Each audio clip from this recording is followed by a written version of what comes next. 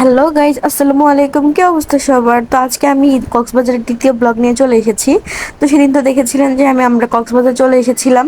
তো ওখান থেকে আমরা চলে এসেছিলাম আমাদের হোটেলে। তো আমরা হোটেল সাউথ বিচে উঠেছিলাম। তো এর আগের বারও আমরা এখানে উঠেছিলাম। তো এখানে আসার পর আমাদের কমপ্লিমেন্টারি হিসেবে এই অ্যাক্সেসরিজগুলো দিয়েছিল। তো ওখানে ওঠার পর ফ্রেশ ট্রেশ হয়ে এখন আমরা নিচে চলে এসেছিলাম আমাদের নাস্তা খাওয়ার জন্য। তো নাস্তা খাওয়ার জন্য আমাদের হোটেলের নিচে একটা রেস্টুরেন্ট ছিল, ওখানে চলে এসেছিলাম।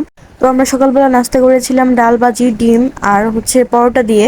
তো আমরা যে রেস্টুরেন্টটাতে খেয়েছিলাম তার নামটা মূলত এখন মনে নেই। তো এখানের খাবারটা আমার কাছে খুব বেশি ভালো লেগেছিল। তো এখন আমরা খাওয়া দাওয়া শেষ করে চলে যাব বিচের দিকে। ফাইনালি আমরা সুগন্ধা পয়েন্টে চলে এসেছিলাম। তো পরিচিত রাস্তা খুব দেখে ভালো লাগতেছিল। তো এই তো ফাইনালি আমরা কক্সবাজার চলে এসেছি সমুদ্র সৈকতে গাইস। সমুদ্র দেখলে এমনিতেই তো মন ভালো হয়ে যায়, আর আমার সবচেয়ে পছন্দের প্লেস হচ্ছে সমুদ্র। তো এইখানে আসলে আমি সকল দুঃখ কষ্ট ভুলে যাই। তো এই তো আস্তে আস্তে আমরা সামনের দিকে এগিয়ে যাচ্ছিলাম। তো যখন আমরা যাচ্ছিলাম তখন কোনো বৃষ্টি ছিল না। তো বৃষ্টি ছিল না বলে আমরা এখানে অনেক সুন্দর করে হাঁটতে পারতেছিলাম। তো হঠাৎ করে দেখতেছিলাম যে কুকুরও চলে এসেছে অনেকগুলো এখানে। তো শ্রাবণ আবার বলতেছিল যে কুকুরও চলে এসেছে কক্সবাজারে গোসল করতে, আর আমি এতদিন আসতে পারিনি। কি একটা অবস্থা! আমি বন্ধুদের যে বলবো, দেখ বন্ধু, কুকুরও চলে এসেছে আর তোরা কেউ এখনো আসতে পারিসনি কক্সবাজারে। তো আসার পর থেকেই শুরু হয়ে গিয়েছে এক একজনের এক এক স্টাইলে পোজ দেওয়া, ছবি তোলা, ভিডিও করা। তো সবাই মিলে আমরা ছবি তুলতেছিলাম, পোজ দিয়ে ভিডিও করতেছিলাম। তো আমরা মূলত গোসল করতে চলে এসেছিলাম সমুদ্রের মধ্যে। তাই ওইভাবে প্রিপারেশন নিয়ে এসেছিলাম।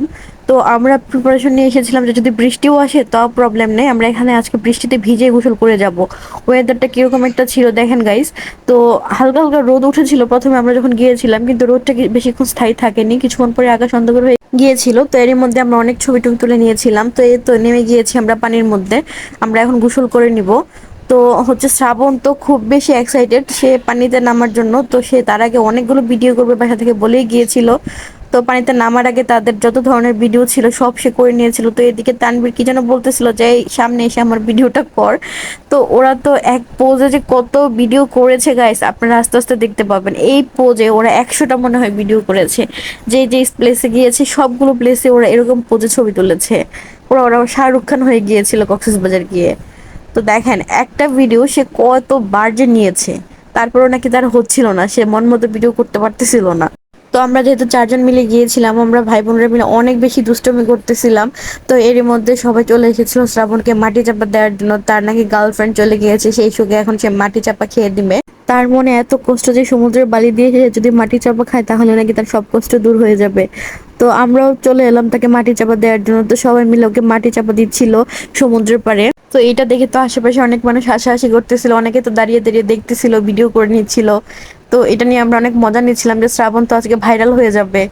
তো কিছুক্ষণ যখন ওকে বালি চাপা দেওয়া হয়েছিল, তার কিছুক্ষণ পর তার মনে পড়লো, আরে আমার তার অনেক গার্লফ্রেন্ড আছে, একজনের সুখে যদি মাটি চাপা খেয়ে নেই তাহলে কেমনে হবে। হঠাৎ তার অন্য গার্লফ্রেন্ডের কথা মনে পড়ে সে দৌড়ে উঠে গেল যে আরে কি করতেছেন, আমার তো আরো গার্লফ্রেন্ড আছে, একজনের জন্য মরে গেলে কি হবে নাকি, বাকিগুলোদের কি হবে।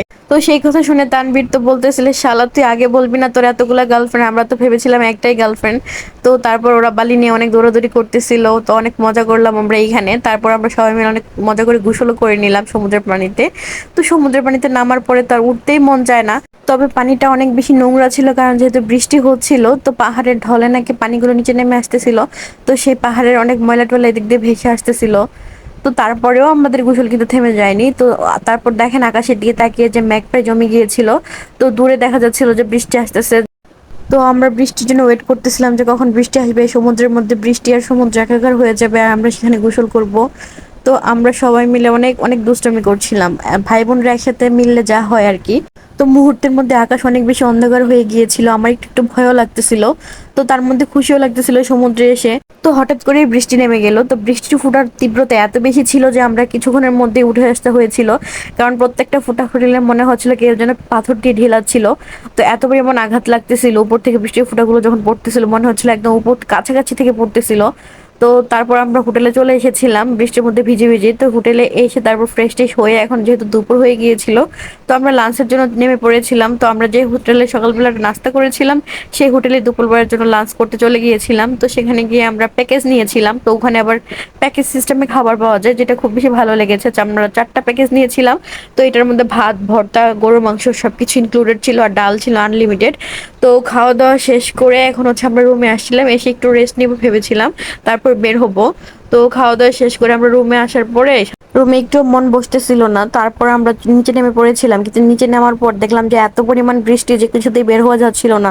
আমরা এত সুন্দর করে সাজুগুজু করে বের হয়েছিলাম, তো এই বৃষ্টির মধ্যে ভিজে একাকার হয়ে যাব। তো তারপর আমরা হোটেলের যে লবিটা ছিল সেখানে কিছুক্ষণ বসেছিলাম, তো বসে থাকতে থাকতে আমি এক পর্যায়ে ঘুমিয়ে গিয়েছিলাম। তো সেটা ওরা আবার দুষ্টামি করে ভিডিও নিয়েছিল। তো আমাদের লবির মধ্যে অনেক সুন্দর একটা মাছের অ্যাকোরিয়াম ছিল, একদম রিয়েল পাঙ্গাস মাছ, ছোট ছোট মাছগুলো একদম রিয়েল ছিল, খুব ভালো লাগছিল দেখতে।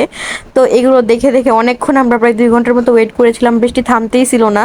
তো পরবর্তী সময়ে আমরা বৃষ্টি যখন থেমেছিল পরে আবার আমরা বিচে গিয়েছিলাম। তো নেক্সট ভিডিওতে অবশ্যই আপনারা দেখবেন যে আমরা বিচে গিয়ে কি কি করেছিলাম। তো সেকেন্ড ভিডিওটি এই পর্যন্তই, ভালো থাকবেন, আল্লাহ হাফেজ।